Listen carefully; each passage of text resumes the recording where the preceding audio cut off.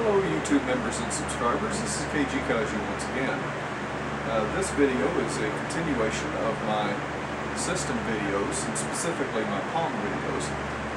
And to start off this video, I'm going to show you the 1976 Pong unit, the Wonder Wizard. Yeah, some unique hairstyles on there. I don't know if you all can see that, but that's kind of what I wore back in that time. Similar. I guess everybody wore hairstyles like that. Yeah. This particular game system had only 3 games: tennis, hockey, and handball. And here is the TV game switch box. I know you'll probably think it's odd for me to start out showing that, but the reason I show this is because it's just like the Odyssey, the Magnavox Odyssey, that is, 2 system, and also the Pong units, which Magnavox put out, also have this same switch box. And for those of you that are familiar with the Odyssey Pongs, and specifically Magnavox Odyssey 1, which was actually a Pong, you'll notice that the base is actually from the Magnavox Odyssey. And of course, this can be inferred that Magnavox made this. Now, to open this battery pack, I'm just going to go ahead and start off with the back. It's kind of an odd opening system. You got to turn these 2 knobs and pull this. Boy, that's hard to get those batteries in there. It's a good thing that it has an AC hookup right here. And it does have a long cord. And for those of you familiar with the Odyssey hookup, this will look familiar. But let's go to the controls. Well, as is normal, knobs will work either way. Or should I say, for player 1 and 2, use those for the knobs. The different games can be selected with this switch, and this is for the skill level: beginner, intermediate, and pro. And you've got the on, off, and reset switch right here. Here's the basic unit. Not many bells and whistles. Since it was an early Pong, I guess they just hadn't come out with some of the advancements that some of these others had later on. And of course, as you would expect, a black and white manual.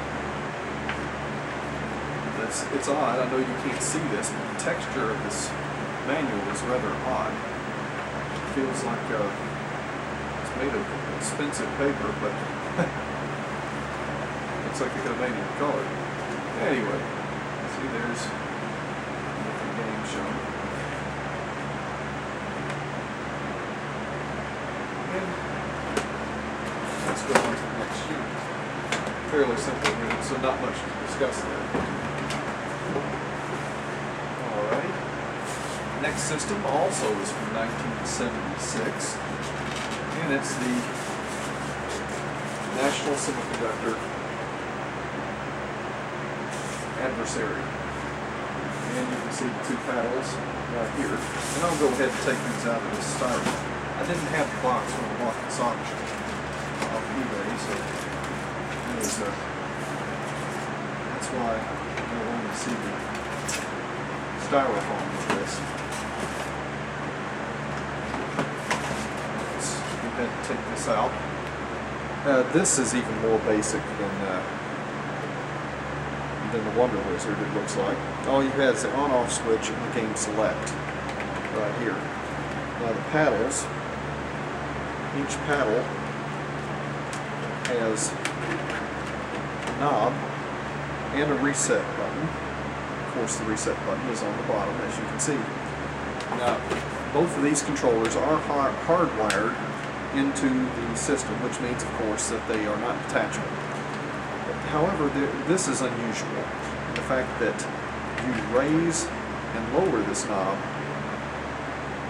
to move the ball instead of the normal knob where you turn it back and forth.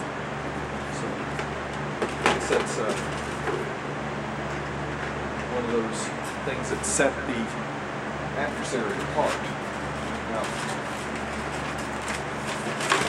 this is the original plug to the adversary. I'm about to show you here, as you can see. And turning it around, you get the specs on that. I was about to say odd voltage. I don't know why they put 21.0 volts. And the cord is, it's fairly decent. Could have been longer. Alright, here's the booklet for it. It's a black and white, and you'll notice the hairstyles once again really dates this. As you can see, it's black and white, strictly. And warranty information on the back. Well, let's go on to the next system. And that system is going to be the Comic TVG 101. And as you can see, the box is the bottom, that's the top of the box.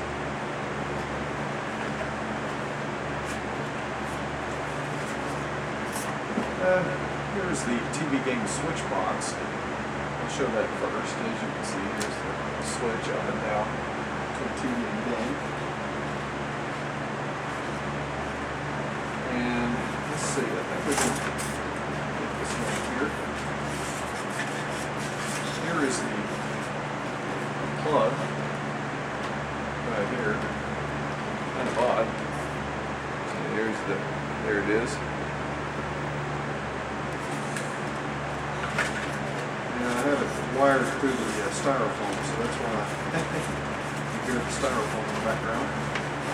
Alright. And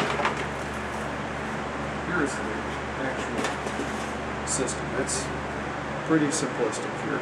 Well, maybe not as simplistic as I'm thinking of. It's got controller hookups here. And I'll be showing you the controllers in a little bit. You've got the on and off sound, power, on and off, speed high and low, angle 40 degrees and 20 degrees, bat size large and small, and serve auto and manual. And of course you've got the start button right here and the manual serve right here. And it has its built-in speaker. Here's the game select. You've got tennis, hockey, squash, and handball. And interestingly enough, I mentioned I would be showing the controls. It has its own battery compartment. Or, not battery compartment, let me rephrase it. It has its own little controller compartment in the very top. And here's the controller. Kind of odd shape, but I guess you've got to hold it like this. I don't know if you can see this, and just move it back and forth. It's kind of weird setup there. Putting this back together. Let's look at the bottom of the unit. It's battery operated, as you can see, hopefully. Yeah, nice little padding there. And I'm not sure if this unit is from 1976 or 1977. I kind of lean towards 76, but I'm getting conflicting reports as far as that's concerned. Well, time is running short on this video, so I'm going to cut it here and I'll catch back up with the next round of Pongs in my next video. Take care.